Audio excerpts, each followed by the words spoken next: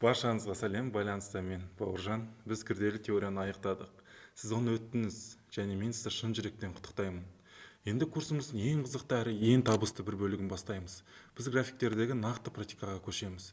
Бүгін біз сіздің басты аналитикалық кеңістігіңізді баптаймыз. Бұл TradingView платформасы. Бұл не деген сұрақ қоятын шығарсыздар? Бұл әлемдік стандарт. Кез келген кәсіби трейдердің көзі мен миы, криптобиржа немесе сауда терминалы бізге тек сатып алу мен сату батырмасын басу үшін ғана керек. Ал мәмілені қашан ашу керектігін біз TradingView платформасы арқылы баптаймыз. Мен білемін, бұл сайтқа алғашқы қарағанда жаңадан бастаушыларда аздап қорқыныш пайда болады. Онда жүздеген батырмалар мен түсініксіз индикаторлар мен жылжымалы сандар болады. Тіпті бұл ғарыш кемесін басқару пульті сияқты көрінуі мүмкін, бірақ сіз мүлдем уайымдамаңыздар. Қазір мен экран жазбасын қосамын. Біз бірге тіркелуден өтеміз. Барлық артық визуалды элементтерден алып тастаймыз және тек жұмысқа қажетті құралдарды қалдырамыз. Мен сізге графиктің қалай кристалды және таза түрде түсінікті екенін көрсетемін. Бұл талдау дағдылары сіздің іргетасыңызда болады. Дәл осы дұрыс графикті талдаудың арқасында сіз тұрақты түрде, жүйе түрде пайда мен сауда жасауды үйренесіздер. Ал енді дайынсыздар ма? Онда ноутбуктеріңізді ашыңыздар. Мен өзімнің экранның беріне тақтасын қосамын. Жұмыс орнын баптауды бірге бастайық. Ары қарай жалғастырсақ, қазір TradingView бағдарламасын қалай жазып алу керек екенін көрсетемін. Біріншіден бізге кез келген браузер қажет болады. Ол браузерға TradingView деп жазып, батырманы басамыз. Батырманы басқаннан кейін бізде бірінші берне тақтада сілтеме орналасқан. Сол сілтемені басу арқылы осы сілтемеге кіреміз. Сілтемеге кіргеннен кейін сізде TradingView'дан сайт ашылады. Сайтты ашқаннан кейін сіздер еще деген батырманы басып, приложение, desktop дегенді басып, осы TradingView бағдарламасын жазып аласыздар. Және де сіздерге түсіндіре кетейін, не себепті осы бағдарламаны біз жазып отырмыз? Себебі бұл бағдарлама басқандай бағдарламаларға қарағанда ешбір, былайша айтқанда, конкуренциясы жоқ. Себебі әлем бойынша ол осы трейдерлардың бірінші, яғни топ 1 бағдарламасы болып табылады. Осы арқылы мықты трейдерлер өзінің сараптамасын жүргізеді. Сосын жазып алғаннан кейін бізге осы бағдарламаны ашамыз. Бағдарламаны ашқаннан кейін сіздерге осындай берне тақта ашылады, бастапқы. Әрқайсысын жеке-жеке сіздерге түсіндіріп кетейін. Үсті жақты басатын болсаңыздар, оң жақ, үстіңгі жақтағы 3 нүктені сіздер TradingView бағдарламасындағы немен өзгерте аласыздар. Мысалға, қара, ақ қандай батырма сіздерге ыңғайлы, яғни да фон ыңғайлы десем де. Маған өзіме қара ыңғайлы, сол себепті қарасы тұрады. Сосын ары қарай жалғастыра кетсек, бізге мына жерде көріп отырғаныңыздай әр түрлі батырмалар бар. Оны былай сабақтың өту барысында да алдыңғы сабақтарда толыққанды қарастыратын боламыз.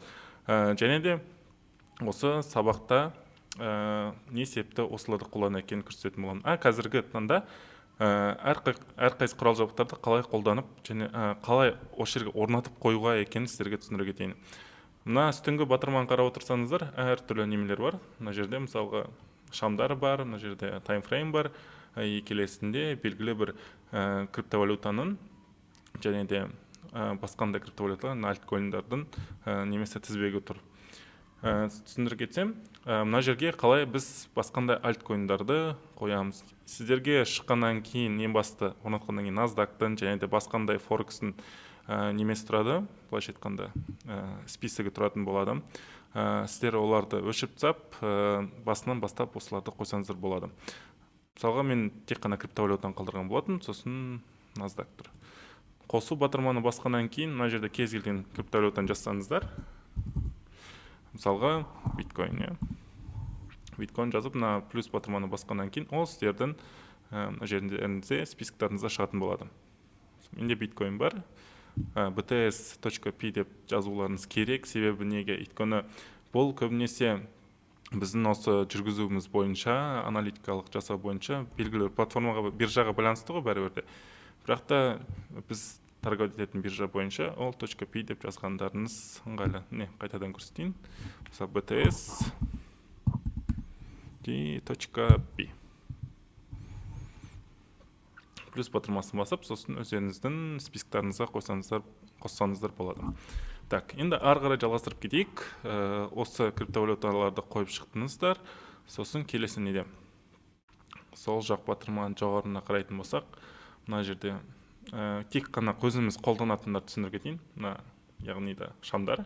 Көбінесе әр түрлі немелер бойынша, трейдерлар бойынша әртүрлі свечалар қолданады, бірақ та көбінесе шамдарды қолданатын ол ішіндегі именно японский свечи болып табылады. Себебі осы японский свечи арқылы 90%, 95% трейдерлер осыны қолданады. Себебі бұл өте ыңғайлы және де осы нарықты сараптау үшін өте тиімді болып табылады.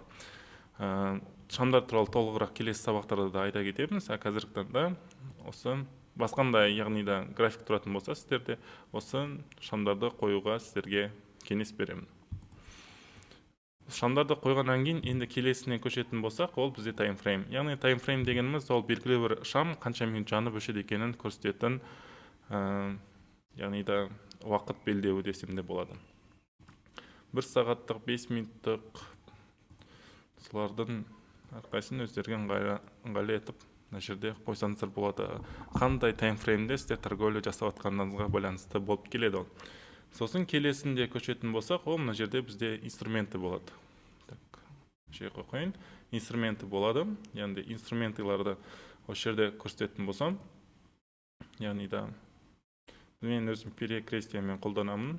Келесінде ол бізде осы жердегі линиялар, мына жерде линия тренд. Мына үстіндегі құрал жабдықтарды қалай қосу керегенін сіздерге түсіндірейін. Мысалға, бізде белгілі осы жерде бір құрал жабдық қажет. Мен тек қана екеуін қолданамын, ол линия тренді және горизонтальная линияны. Қосу үшін мына жерде сіздер жұлдызша болады. Сол жұлдызшаны басу арқылы сіздер оны қойсаңыздар болады осы жерге. Және де келесінде ол Fibonacci, мына жерде тек қана бізге коррекция Fibonacci қажет болады. Осыны ашқаннан кейін мына жерге жұлдызша белдеуін бассаңыздар, ол сіздердің құрал жабдықтарыңызда шығады. Келесі, ол бізде графический паттерны, оны мен өзім жеке қолданбаймын, тек қана волна Эллиота қолданамын. Көріп отырғаныңыздай үшеуін белгілей қойған: импульсная волна Эллиота, коррекционная волна Эллиота, треугольник волнах Эллиота. Үшеуін қолданып жұлдызшаны басып шыққан, осы жерде шыққан болатын. Келесіне длинная позиция, короткая позиция деген. Сосын бізде кисть. Яғни да кистіні тоже жұлдызша қойдым. Стрелки вниз, стрелки вверх, прямоугольник деген, траектория, эллипс. Осылардың бәріне жұлдызша қойып шыққан. Бұл себеп, не себепті олардың құрал жабдықтарға қойып шығуларыңыз қажет? Себебі осы нарықта сараптама жүргізгеннен кейін осы құрал жабдықтарды жиі қолданатын боласыздар. Келесінде бізде текст, мына жерде қойсаңыздар болады. Мен өзім жеке онымен қолданбаймын. Және де мына жерде смайликтер бар. Мына жерде мысалға өздеріңізге ыңғайлы қойсаңыздар, нарық аста кетті, немесе нарық жоғары кетті, и мына жерде күлу белгісі нарық жоғары кетті, менің өзімнің сараптама жүргізген нарықтағы анализім орындалды деген секілді. Мен өзім жеке қолданбаймын. Сосын келесінде бізде мына жерде линейка, точнее. Мына жерде ол линейканы қоспай қойыңыздар. Сол жақтағы батырмалардың ішінде ол біреу ғана болып табылады. Оны біз қай кезде қолданамыз? Белгілер, мысалға, график бойынша, яғни нарықтағы графикті біз қаншалықты take profit есептеп, немесе қаншалықты стоп-лоссты есептеу үшін қолданатын боламыз.